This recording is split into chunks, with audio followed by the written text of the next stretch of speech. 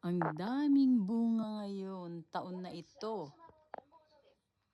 Gagawa tayo ng alak galing sa ume at kari-kari ume at ganun din ang hoshi, ibig sabihin yung binilad na ume. Kaya lang, ibuburo muna yun. Ganyan ang paggawa.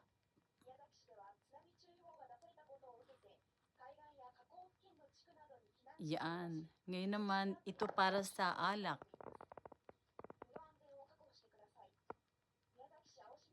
Yan ang mga kailangang bilhin. Ito naman ay para sa kari-kari ume.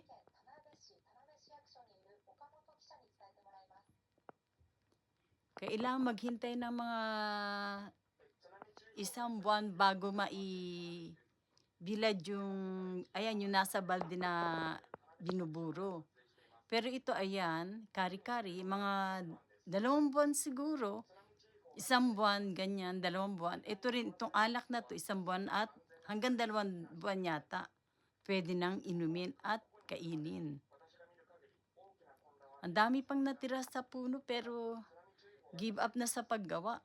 Dami na eh.